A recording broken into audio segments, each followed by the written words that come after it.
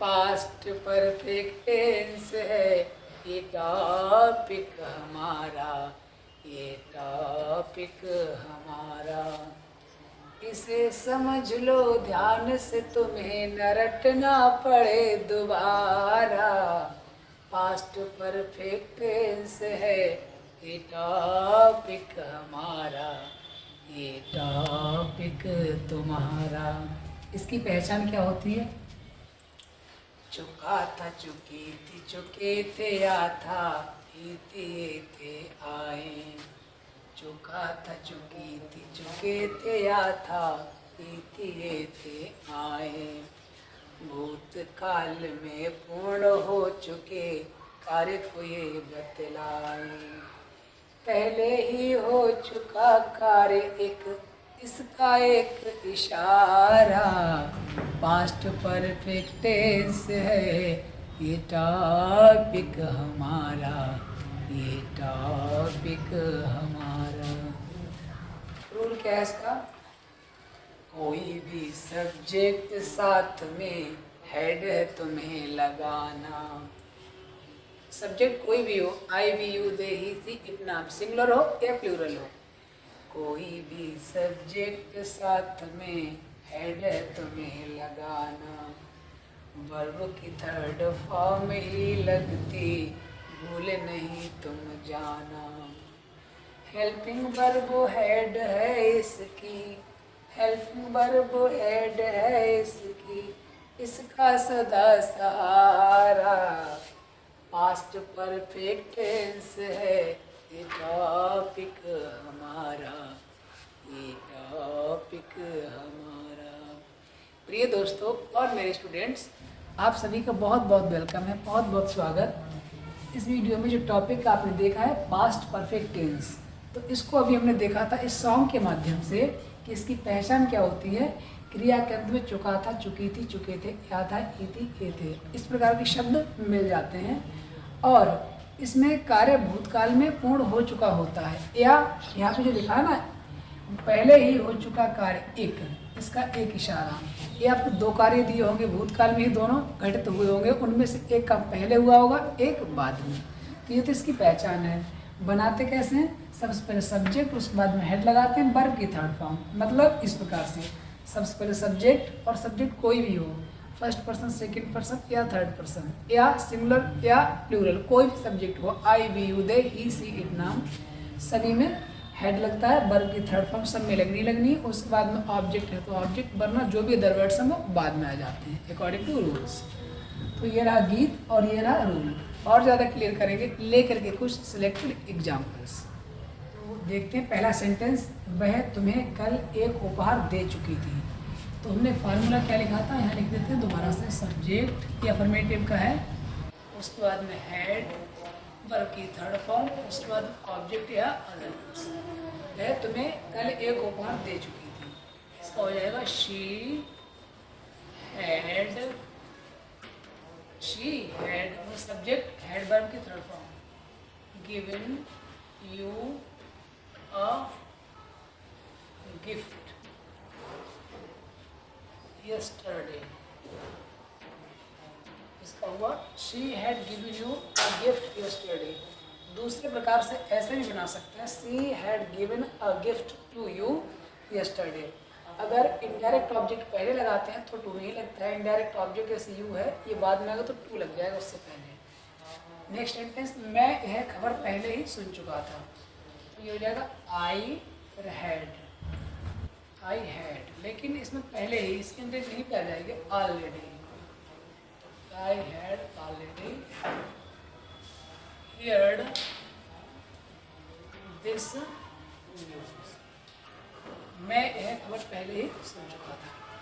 मोहन के आने से पहले शीला ने खाना बना लिया था। अब स्टूडेंट्स यहाँ पे ध्यान देने वाली बात है, ऐसे सेंटेंस जिनमें कि दो क्रियाएं दी हुई हों या दो कार्य हुए हों, जैसे एक तो मोहन इसमें आया है और शीला ने खाना बनाया है, इसमें दो क्रियाएं हुई हैं, आना और खाना बनाना। तो ऐसे वाक्यों को हम पहले से, या तो उसमें पहले वाक्य में दिया होगा, पहले दिया होगा, या बाद में दिया होगा। तो पहले और बाद वाली चीज़ होती है, तो वहीं से बाकी के लिए हम मतलब डिवाइड कर लेते हैं। यहाँ बाद है और यहाँ पर भी पाद है। और ऐसे वाक्य जो होते हैं जिनमें दो क्रियाएं होती हैं, बहुत ध्यान से समझने की बात है। एक छोटी सी वीडियो में मैं काफ़ी कुछ बताना चाहता हूँ। जिन वाक्यों में पहले या बाद में होता है उनमें क्या होता है, इन शब्दों के बाद वाला जो पोर्शन होता है, जो बाद वाला सेंटेंस होता है, जो कार्य होता है, उसको हम पहले बनाते हैं।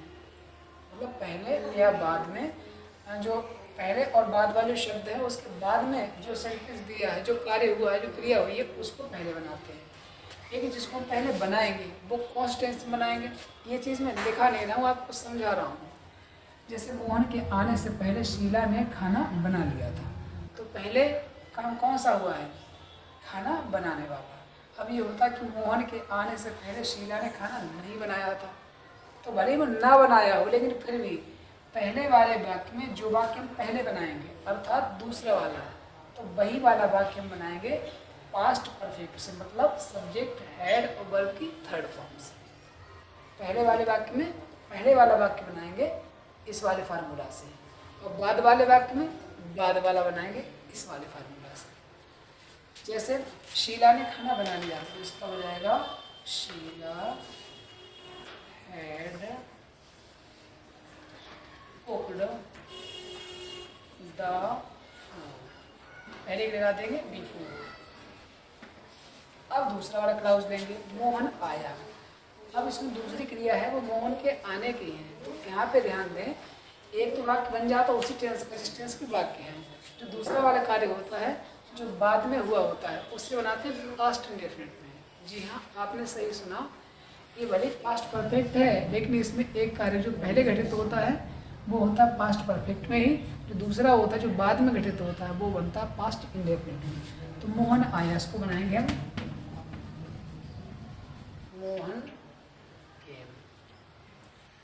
बच्चों ने खाना खाने के बाद एक मैच खेला। अब इसमें भी मैंने क्या बताया, बाद वाला वाक्य पहले बनाएंगे। अब इसमें एक मैच खेला और बच्चों ने खाना खाया। अब देखो एक मैच किसने खेला है, बच्चों ने ही तो मैच खेला है, बच्चों ने ही खाना खाया है। तो उधर सब्जेक्ट नहीं है तो इसी वाले सब्जेक्ट से काम चलाएंगे। कैसे, द चिल्ड्रन। अब एक चीज ध्यान रखें, यहाँ पहले था तो फार्मूला कुछ और था, बाद है तो फार्मूला कुछ और है। मतलब यहाँ पे जो फार्मूला हमने बताया था इसका उल्टा हो जाएगा। मतलब कि पहले वाले वाक्य में पहले हम ये वाला फार्मूला अप्लाई करेंगे और बाद वाले वाक्य जो वाक्य बाद में बनाएंगे उसमें ये वाला फार्मूला अप्लाई करेंगे। तो फिर जो पहले बनाएंगे उसमें हम ये वाला लगा देंगे, कौन सा, पास्ट इंडेफिनिट का। समझ लीजिएगा, ये होता है आपका क्या नाम, subject plus head plus verb की थर्ड फॉर्म, और एक में लगता है सब्जेक्ट प्लस वर्ब की second form plus other word.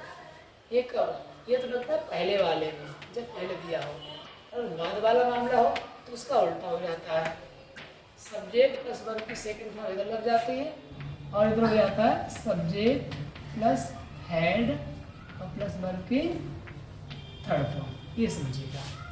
तो बाद वाले वाक्य में हम हेड वाला जो मामला है बाद में लगाएंगे, तो पहले ये लगाएंगे, बच्चों ने एक मैच खेला, the children played a match after. अब बच्चों ने ही मैच खेला, बच्चों ने ही खाना खाया है, तो अब खाना खाने वाला वाक्य इधर बनाएंगे तो सब्जेक्ट यहाँ बच्चा ही है, तो नाउन है चिल्ड्रन, इसका प्रोनाउन लगाएंगे जे। जैसे मोहन होता तो ही हो जाता, राखी या शीला है तो शी हो जाता आफ्टर दे। और जो बाकी बाद में बनाते हैं वो हेड से बनाएंगे, दे हेड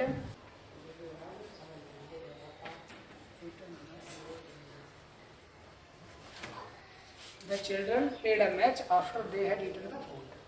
क्या मोहन ने चाय पीने से पहले स्नान किया? तो यहाँ पे देखो पहले से दो भागों में हमने बांट दिया इस बात के लिए, एक स्नान किया है और एक चाय पी गई है। पहले ये वाला बनाएंगे, स्नान किया किसने, मोहन ने। हेड पहले आ जाएगा क्योंकि इसमें क्या है, हेड मोहन। स्नान करने लगा दो बात बिफोर।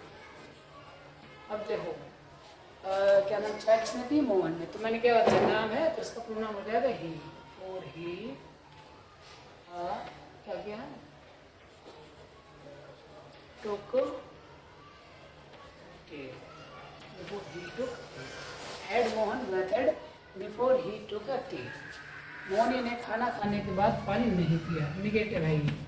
इसका हो जाएगा स्टूडेंट्स, मोहनी अब नहीं पिया, ये बाद वाला वाक्य है ना, तो कौन सा वाला फार्मूला अप्लाई होगा ये, मतलब एक बार पास्ट इंडेफिनिट बनाएंगे। अब देखिए ध्यान देने वाली बात है, सिंपल होता तब तो सेकंड फॉर्म लग जाती, तो पास्ट इंडेफिनिट में नेगेटिव या इंट्रोगेटिव होता है, तो हेल्पिंग वर्ब डिड का यूज होता है और वर्ब की फर्स्ट फॉर्म आती है। तो मोनी ने खाना खाने के बाद पानी नहीं पिया, मोनी डिड नॉट हो जाएगा, did not drink water. Subject Moni का यहाँ पे प्रोनाउन आ जाएगा she, she had eaten the last. तुमने पत्र लिखने के बाद इसे पोस्ट क्यों नहीं किया, तुमने पत्र लिखने के बाद इसे पोस्ट क्यों नहीं किया, इंटरोगेटिव नेगेटिव दोनों भर्ती हो जाएगा। वाई डिड, बाद वाला है ना डिड, इसमें डिड लगेगा क्योंकि बाद वाले वाक्य में जो पहला वाला पोर्शन होता है पास्ट इंडेफिनिट बनाते हैं। Why did you not post the letter after you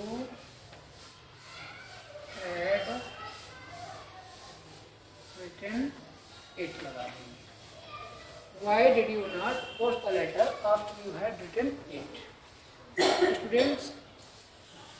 students ये थे selected sentence past perfect tense की। इसमें हमने अपनी पहले सॉन्ग के माध्यम से इसकी पहचान और रूल्स बताए, उसके बाद में आपको एग्जाम्पल के द्वारा ये टॉपिक क्लियर करने की कोशिश की। मुझे उम्मीद है ये वीडियो आपके लिए पसंद आई होगी। तो इस वीडियो में इतना ही, मिलते हैं अगले वीडियो में। Thanks for watching.